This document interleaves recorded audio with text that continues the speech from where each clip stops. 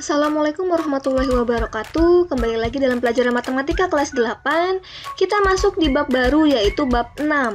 Teorema Pythagoras judul babnya. Nah, submateri yang akan kita bahas pada pertemuan kali ini adalah definisi dan cara menggunakan teorema Pythagoras pada segitiga siku-siku. Seperti apa materinya? Mari kita simak. Teorema Pythagoras. Definisi dari teorema Pythagoras. Teorema Pythagoras adalah suatu aturan dalam matematika yang dapat digunakan untuk menentukan panjang salah satu sisi dari sebuah segitiga siku-siku. Ini adalah definisi teorema Pythagoras ya. Nanti ada lagi dalilnya, dalil teorema Pythagoras.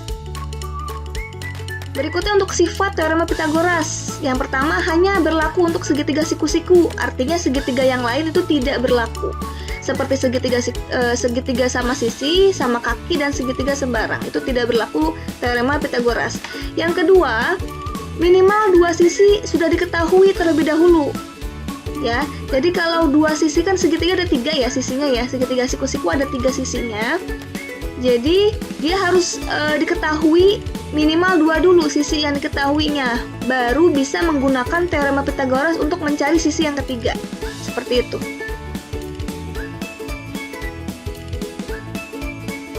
Berikutnya, mengidentifikasi sebuah segitiga siku-siku. Yang pertama, maksudnya ciri-cirinya ya, memiliki atau mempunyai dua sisi siku-siku yang saling tegak lurus.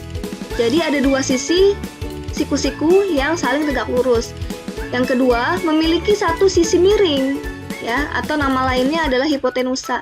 Sisi miring nama lainnya adalah hipotenusa. Jadi tiga sisinya itu, ya, terdiri dari dua sisi siku-siku yang saling tegak lurus. Satu sisinya itu adalah sisi miring, seperti itu. Yang ketiga adalah salah satu sudutnya yaitu sudut 90 derajat. Nah, ini yang khasnya, ya. Kenapa disebut segitiga siku-siku? Karena ada penyikunya atau ada sudut 90 derajat di salah satu sudutnya, seperti itu. Ini ciri khas dari segitiga siku-siku. Ini seperti ini ya contoh gambarnya. Jadi ada tiga sisi. Sisi yang tegak yang saling sejajar itu yang AB dan BC gitu ya. Ini sisi tegak yang saling tegak lurus. Kemudian satu sisi berikutnya adalah sisi miring yaitu AC gitu. Dan satu sudut segitiga siku-siku yang di B ini, yang kotak ini ya. Sudut B adalah sudut siku-siku atau sudut 90 derajat. Kemudian untuk kegunaan teorema Pythagoras. Jadi apa sih fungsinya gitu ya dalam kehidupan sehari-hari? Yang pertama adalah menentukan panjang salah satu sisi segitiga siku-siku. Ya, tadi itu ya yang sudah dijelaskan di awal bahwa jika ada dua sisi yang diketahui, maka kita bisa mencari sisi yang ketiga menggunakan teorema Pythagoras jika segitiga tersebut adalah segitiga siku-siku. Yang kedua, kegunaannya adalah untuk menentukan panjang diagonal persegi dan persegi panjang. Tahu diagonal ya? Diagonal itu artinya garis yang menyilang gitu ya di antara segitiga. Jadi persegi jika dibagi dua secara melintang ya, secara silang, maka dia akan membentuk segitiga siku-siku seperti itu ya, maupun persegi panjang. Kemudian yang ketiga adalah menentukan panjang diagonal ruang, kubus, dan balok. Nah, ini akan kita pelajari ya di bab berikutnya. Nanti bagaimana menentukan panjang diagonal kita menggunakan teorema Pythagoras. Makanya kita pelajari dulu teorema Pythagorasnya pada hari ini. Seperti itu. Bagian-bagian segitiga siku-siku. Nah, ini adalah gambar segitiga siku-siku. Namanya adalah segitiga ABC. Penamaan itu bisa kita lihat dari titik yang membentuknya ya, yaitu ada titik A, titik B, dan titik C. Penamaan titik itu menggunakan huruf besar ya. Nah, untuk huruf kecil ini adalah nama garis. Jadi untuk nama garis itu menggunakan huruf kecil. Untuk menyebutkan sisi yang ini ya, bisa kita sebut dengan sisi AB atau bisa juga kita sebut dengan sisi C kecil gitu ya. Itu C kecil artinya menandakan dia adalah nama garis atau huruf kecil untuk nama garis seperti itu. Nah, C kecil ini kita dapat dari mana? Untuk penamaan garis ini itu bisa kita lihat sudut atau titik yang menghadapnya. Kalau titik ini adalah titik C atau sudut C, maka garis yang di hadapannya adalah garis C kecil gitu ya. Jadi ini nama garisnya adalah garis C, tulisannya C kecil. Tapi bisa juga kita tuliskan dengan garis AB gitu ya. Jadi jangan salah menuliskannya. Jadi C-nya jangan C besar dituliskannya. Garis C besar itu salah. Kalau C besar artinya adalah titik seperti itu. Ini juga sama ya. B di sini artinya garis B. Garis B di sini ya, kenapa namanya B kecil? Karena dia menghadap sudut B atau titik B di sini. Ini juga sama. Ini A kecil ya. Jadi didapat dari karena dia menghadap titik atau sudut A di sini. Ya. Jadi sama saja. Tinggal dari penamaannya saja, artinya sama saja. Jadi kalau titik dia harus menyebutkan 2 A, B gitu ya untuk nama garis. Kalau huruf kecil hanya satu saja, seperti itu. Nah, kita kembali lagi ke bagian-bagian segitiga siku-siku. Ada 3 sisi. Ya. Yang pertama ada sisi siku-siku, ya sini tulisan sisi siku-siku ya. Sisi siku-siku atau sisi tegak ini ya, yaitu sisi A kecil berarti yang ini ya. Atau kita bisa sebut juga dengan sisi BC. Kemudian sisi B yang di sini ini adalah sisi tegak siku-siku. Jadi sisi tegak ada 2, yaitu BC dan AC, atau sisi A dan sisi B. Kemudian satu lagi sisi yang diketahui adalah sisi hipotenusa atau sisi miring. Nah, C yang di sini adalah sisi miring. Nah, untuk menentukan sisi miring itu mudah ya, karena bentuk segitiga tidak selalu seperti ini. Jadi bisa berotasi miring ke sana kemari gitu ya. Menentukannya gampang, sisi miring itu selalu yang menghadap sudut siku-siku atau sudut 90 derajatnya, atau biasa disimbolkan kotak seperti ini. Kalau di sini sisi siku-sikunya, maka sisi yang menghadapnya berarti kan yang ini ya, sisi yang ini nih. Ini adalah sisi miringnya atau hipotenusanya, nama lainnya seperti itu. Dalil teorema Pythagoras. Nah, bunyi teorema Pythagoras sendiri adalah seperti ini. Kuadrat dari sisi miring segitiga sama dengan jumlah kuadrat sisi tegaknya. Yang kita ketahui sisi segitiga siku-siku itu ada 3 ya. Ada sisi miring dan ada 2 sisi tegak. Nah, sedangkan teorema Pythagoras itu berbunyi bahwa kuadrat dari sisi miring itu adalah sama seperti jumlah dari kuadrat sisi tegaknya. Jadi sisi tegaknya yang 2 itu dijumlahkan ya, dikuadratkan kemudian dijumlahkan seperti itu. Nanti kita lihat ya seperti apa. Nah, ini adalah gambarnya, gambar segitiga siku-siku. Segitiga siku-siku ABC. Langkah 1, tentukan letak sudut siku-sikunya. Nah, lalu perhatikan sisi yang terletak di depan sudut siku-siku. Itulah sisi miringnya. Yang tadi ya sudah disebutkan bahwa langkah pertama kita harus tahu dulu sisi miringnya itu di mana. Untuk mengetahui sisi miring, kita lihat siku-sikunya di mana. Kalau siku-siku jelas pasti ada tanda kotak seperti ini. Berarti siku-sikunya di B. Nah, sisi miring juga sama, mudah mengetahuinya setelah kita tahu sudut siku-sikunya, yaitu yang di depan atau yang menghadap sudut siku-siku adalah sisi miring. Berarti yang menghadap berarti yang ini ya. Sisi miringnya berarti yang AC ini ya. Sisi miringnya adalah AC. Kalau AC adalah sisi miring, berarti BC dan AB adalah sisi tegak. Ya, ada 2 sisi tegaknya. Nah, seperti itu. Ini diketahui. Nah, kemudian teorema Pythagoras seperti apa? Nah, sisi miringnya kan AC ya. AC kuadrat itu sama seperti AB kuadrat ditambah BC kuadrat.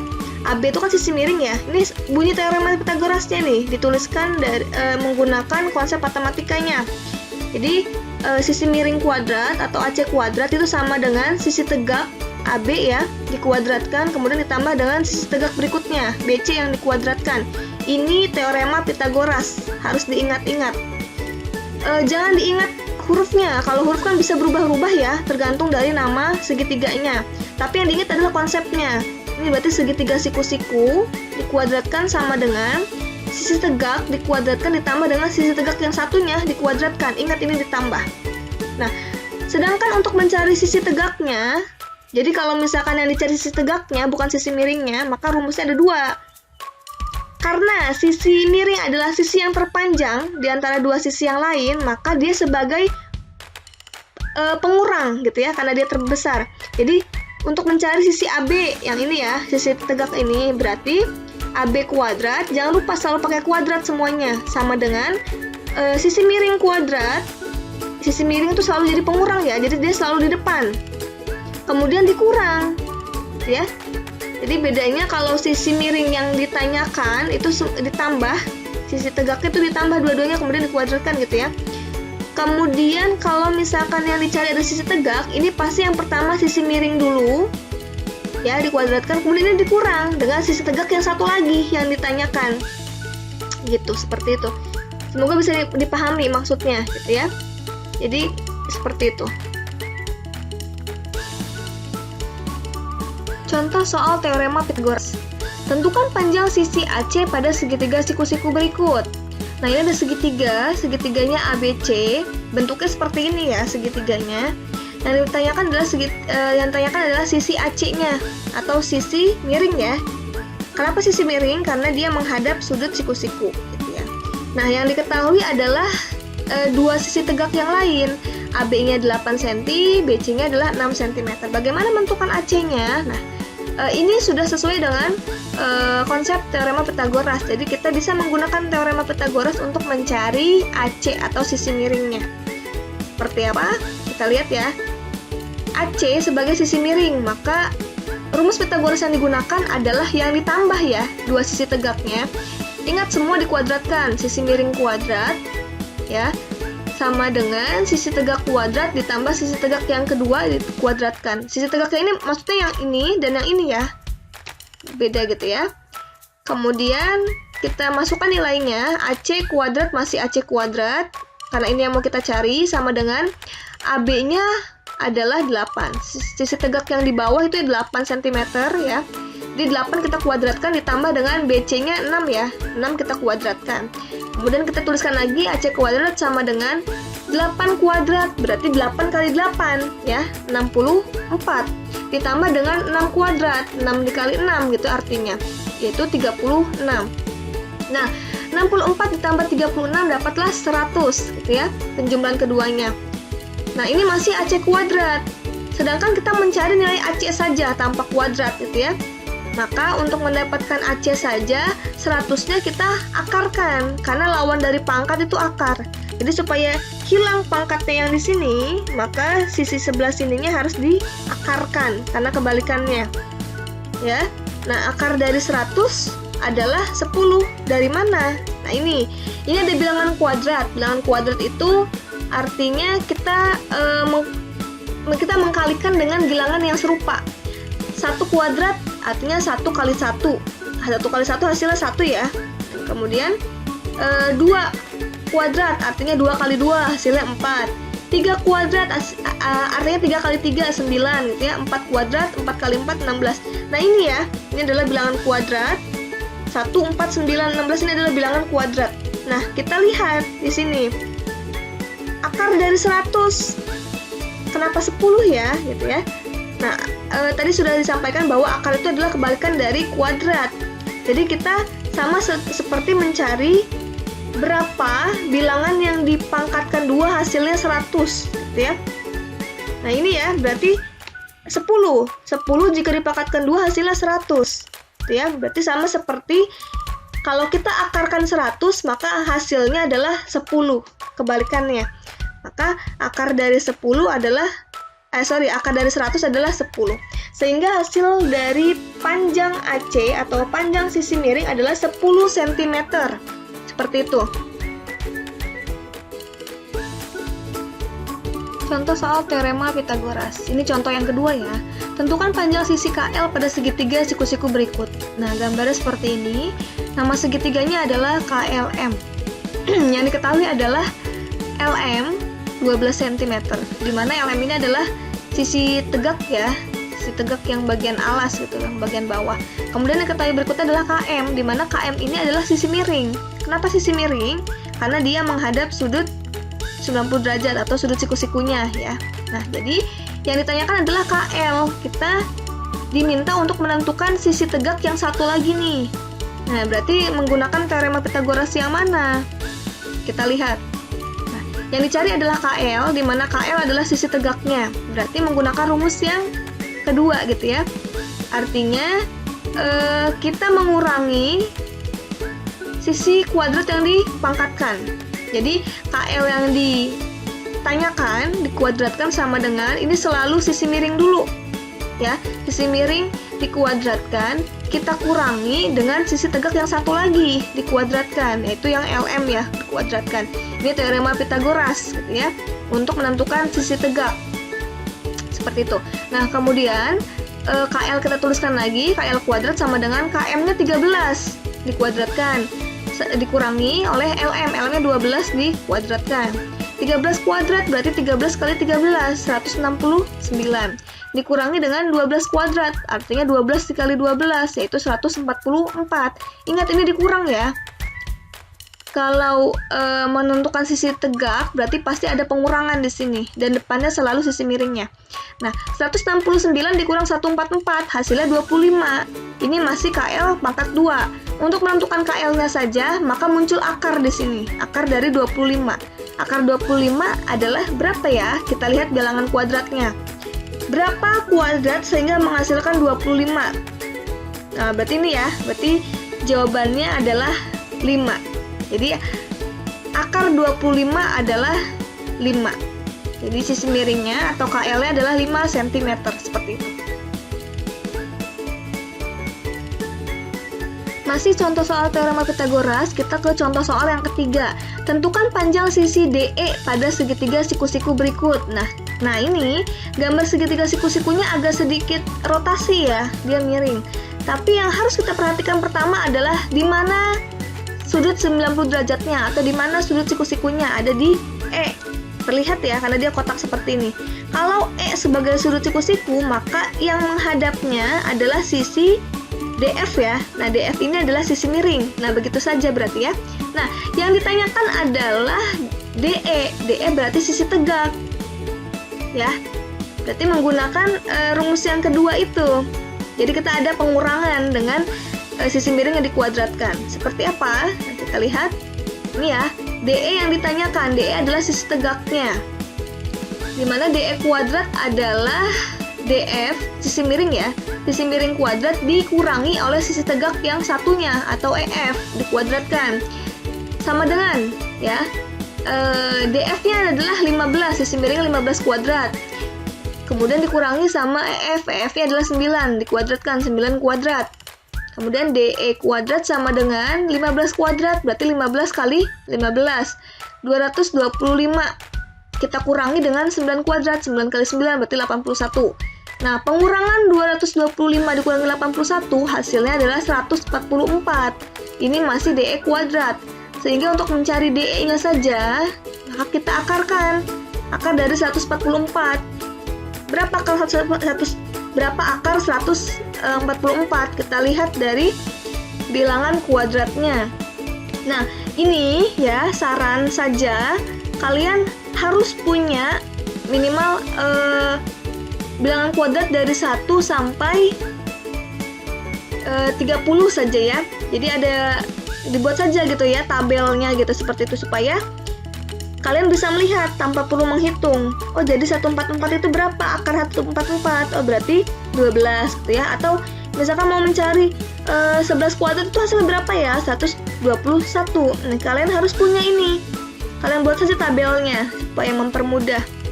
Jadi buat 1 sampai 30 saja dulu ya. Jadi lama-lama kalau digunakan kan jadi hafal ya. Karena untuk teorema Pythagoras ini pasti kita menggunakan bilangan kuadrat ini. Ini penting. Jadi kalian bisa menuliskan di buku atau punya catatan sendiri tentang bilangan kuadrat karena itu penting sekali. Nah, kembali lagi ke soal akar dari 144. Jadi 144 itu ini ya. Nanti dia akar dari berapa? Akar dari 12. Ya, awas 12 jangan dikuadratkan lagi. Kalau dia akar, maka 12 tidak perlu dikuadratkan lagi. Jadi akar dari 144 adalah 12 cm karena satuannya cm ya di sini ya. Nah, ternyata sisi tegak DE adalah 12 cm, itu jawabannya. Nah, oke, seperti itu, cukup sekian. Kurang lebihnya saya mohon maaf. Saya akhiri. Wassalamualaikum warahmatullahi wabarakatuh.